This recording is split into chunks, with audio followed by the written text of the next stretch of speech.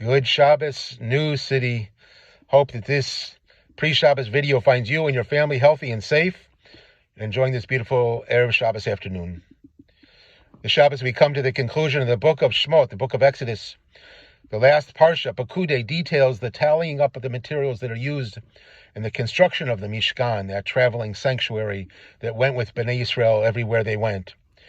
Ele Pekude Mishkan Haidut Asher Pukad al Pi Moshe Avodat Levim Biyad Itamar ben Aaron HaKohen. These are the records of the tabernacle. The parsha begins. The tabernacle of the pact, which were drawn up at Moses' bidding, the work of the Levites under the direction of Itamar, the son of Aaron, the priest. The instructions for the building of the Mishkan and the actual account of the building itself have been the subject of the book of Exodus since the parsha of Truma 3 weeks ago. Most years we read the parsha of Pekude together with the parsha that we read last week, the parsha of Vayakhel, but because this is a leap year, we get a chance to focus on the final reconciliation of the material list that includes everything that went into the building as well as the garments of the priests. Every piece of wood, every fabric, every blue and crimson and purple yarn, every stone and animal skin, every ounce of copper and silver and gold, it's all accounted for in this week's parsha. It's a wonderful midrash that tells us that Moses, while checking over the books of reconciling all of the materials, he discovers that he's short 1,000 measures of silver. Distraught, Moses checks and rechecks to no avail. Finally, the midrash tells us the great Rabbi Akiva, from the time of the Talmud, many generations later, travels back in time to tell Moses that the silver isn't actually missing, it's in the silver vavim, in the hooks that hold together the various tapestries that surround the Mishkan. The rabbis tell us that a small reminder of Moses' indebtedness to Rabbi Akiva is built into the Torah as we begin next week's parsha, Vayikra. The first word of the parsha, Vayikra, is written with the diminutive letter Aleph for Akiva, set off from the other letters. But we should ask, what's the message of the Midrash, and why, according to the Midrash, is the missing silver found in those vavim, in those small hooks? Certainly the rabbis wanted to point to the importance of accounting for all of the details wherever and whenever one engages in a project for the benefit of the people. Accountability and transparency are key in establishing trust and faith. Moses already struggled with a confidence issue among the people. The missing vavim also speak to the fact that every element of the Mishkan, from the Holy Ark to the menorah, to the altar, all the way to the very smallest of details, even those little hooks, every part is essential to the whole. From this we also learn that Judaism demands of us accountability in general. We have to be accountable for our own actions, for what comes out of our mouths, for how we engage with other people, how we conduct our business. But there's one more important lesson in this midrash. It's found in the vavim themselves.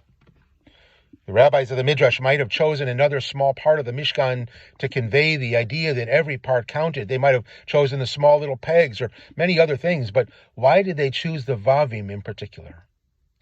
The answer lies in the meaning of the vav. The word for hook is the name of the Hebrew letter itself, the vav. And the letter vav itself even looks a little bit like a hook, with a straight vertical line and a little spitz at the top. But the function of the vav in Hebrew is what is key here, because the vav joins words and thoughts. It is a letter that brings ideas together, and it teaches us. It comes to remind us in this midrash that we are accountable not only to ourselves, but we are accountable to Klal Yisrael, to all of Israel, to each other. The Vav reminds us that we too are connected. When one Jew feels pain, the Jewish people has pain. When one Jew suffers, all of Israel suffers. Friends, thousands upon thousands of Jews are suffering today in the Ukraine, and we are accountable to them, to help them, to pray for them, and to feel their pain. Wherever Jews are in trouble in the world, we all need to respond because we are all connected. The Jewish people have a complicated and painful history in the Ukraine, we all know. But let me remind you that we also have an obligation to help our fellow human beings whenever and wherever we see people suffering. The Rambam, Moses Maimonides, one of the greatest Moseses that lived since Moshe Rabbeinu himself, wrote in his commentary to the Mishnah, in his version of the very famous passage from the tractate of Sanhedrin, anyone who saves a Jewish soul, it is as if he has saved the entire world. In the Rambam's version, he leaves out the word mi Yisrael, of Israel, and writes anyone who saves another soul. In other words, no matter who it is, a Jewish soul, a non-Jewish soul, anyone, it is as though he has saved the entire world. As Jews, we are accountable to our fellow Jews. As humans, we are accountable to one another. I hope that you will respond to the cries for help in any way that you can. We sent out from the congregation a number of organizations helping Jewish communities in the Ukraine, and there are numerous other ways to help. You never know how your actions, no matter how small, might change the world. When we face difficult times, Jews turn to the book of Psalms, and I'll leave you this Erev Shabbos with Psalm 121. Shir l'malot esayina el harim, me'ayin yavo Ezri. Ezri me'im Adonai osei shamayim v'aretz.